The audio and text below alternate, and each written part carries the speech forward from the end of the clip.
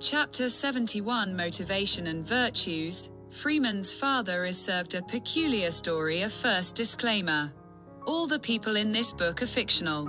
All claims, regardless of topic, are precisely that, claims.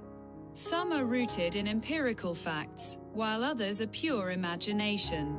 My aim is to strike a balance between vision and reality, between fiction and fact, in such a way that the audience can recognize themselves and build further on the multitude of ideas and inventions. The book has no ambition to preach an overarching message, but instead questions accepted truths. In this way, in a Socratic spirit, the rest is left to the audience. On an ordinary day, a late morning in the house at Landodden southwest in the small Norwegian town of Kragerø, a summer town filled with tourists, but otherwise quiet and peaceful the rest of the year, Freeman's father, Arnfinn, lived alone in a practical one-bedroom apartment not far from the southern quay. Today was a fine day to cycle into the town centre, drop by the library, and sit down in the library cafe with a strong cappuccino. Arnfinn had several friends in town, and many were thinking the same as he was. Today was a library day. A trio by the window waved at him. He joined this cheerful group. The library cafe was located in a side building to the library itself, so it was possible to laugh and chat loudly. There sat Bente, Paul, and Arvid. They were talkative and in high spirits, Arvid with his well-known wordplay, unstoppable and explosively funny. Some of it quite silly and trivial, but others sharply intelligent. In any case, the laughter reached the ceiling. After a few rounds of light-hearted chatter, Paul leaned forward over the table and lowered his voice. The night before, he had watched a lecture from Columbia University in New York, a streamed lecture on neurology.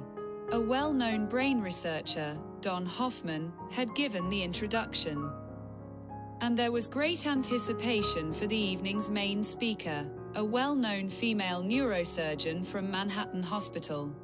She had operated on hundreds of patients with serious complications in the brain and cerebral cortex. Most had suffered strokes, while others had complex congenital pathologies. All in all, she had saved most from certain deaths, but on some occasions she had not succeeded. In rare cases, some patients had died and been declared clinically dead, yet strangely came back to life after a few days. No one understood this. And even stranger was what happened when they began recounting astonishing stories about the time they had been dead, about the duration of that state. The neurosurgeon, named Melrose Addington, had grown up in an evangelical Christian home, in a charismatic environment filled with loud cries to the Lord and suggestive speaking in tongues, almost like a madhouse. In her early teens, she rejected the whole thing, became an atheist, chose to study medicine, later became a general practitioner, pursued further specialization, and eventually became a respected neurosurgeon. She had retained her pragmatic atheism throughout the years, yet had remained puzzled by those who returned to life after being declared dead, and especially by what they reported. She had dismissed it as hallucinations, but it remained an unresolved fact, something she could never quite let go. One Friday evening, in the middle of a pleasant family dinner, she suddenly fell off her chair and collapsed onto the floor. Her husband, Joseph Addington, rushed to her, carried her into the bedroom, called an ambulance, and within minutes she was taken away by paramedics. Not long after, her husband and the two guests were gathered around her bed at Manhattan Hospital. She had suffered a stroke and would soon be taken into surgery. Joseph and the two guests could do nothing but wait in the waiting room. They were told she would be operated on early the next morning, and eventually they left the hospital and returned to their respective homes. Joseph hurried back early the next morning and sat by his wife's bedside throughout the day. She lay in a coma after the operation, receiving intravenous fluids and oxygen.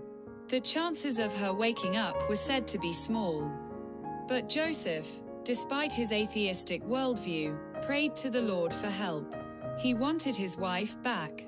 The next day he was told to come immediately.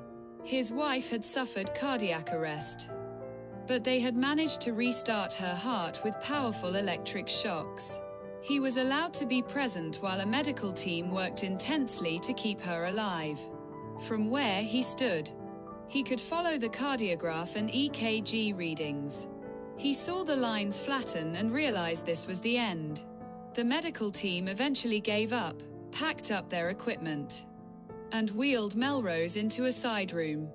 Joseph was taken care of by the staff and eventually driven home, unable to do anything but lie down and cry. This account continues in chapter 88, later in the book.